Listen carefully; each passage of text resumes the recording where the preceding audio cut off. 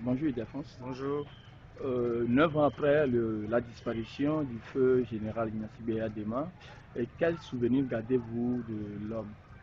Vous savez, j'étais très jeune quand j'ai j'ai commencé par avoir eu une idée de feu le général Eyadema. Et comme tout être humain, le général Eyadema a son côté positif et son côté négatif.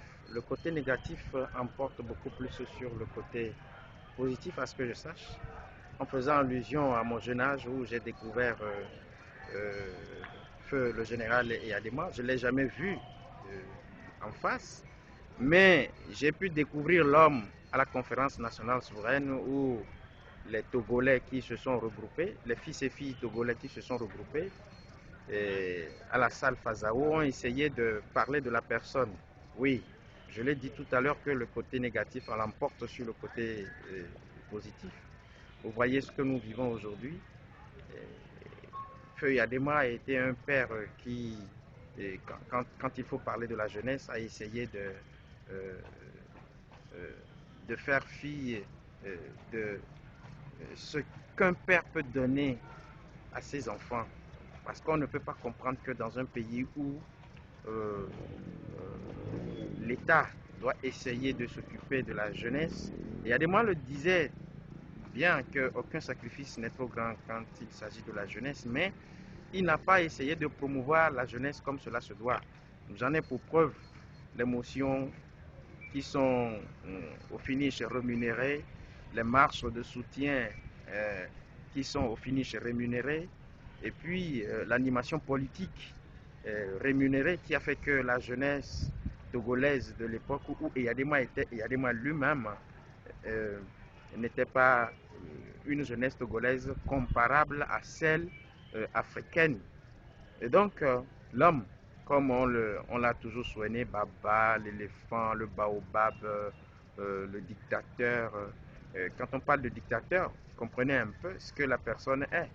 Et donc, Eyadema, c'était le Dieu sur la terre et qui, même dans la chambre à coucher à l'époque, dans les années 70, on n'appelait pas son nom. Il faisait tellement peur que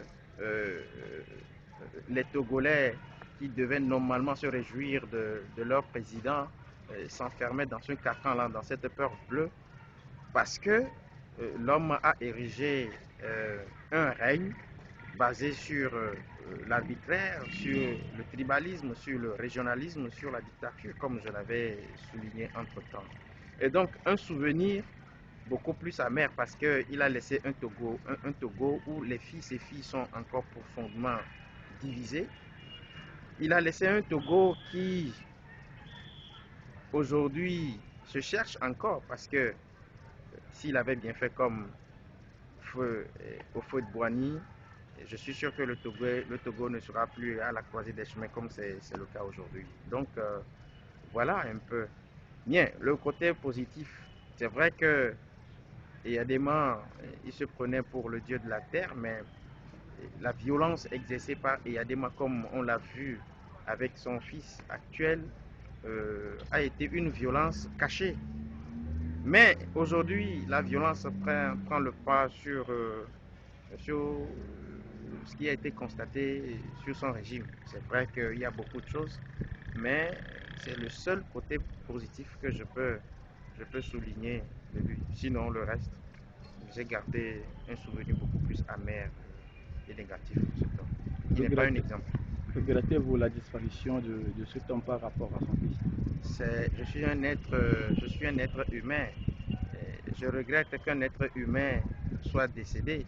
J'aurais voulu, en tant que chrétien, comme la Sainte Bible le dise, que Eyadema reste en vie et qu'il qu'il vive le changement qui sera opéré.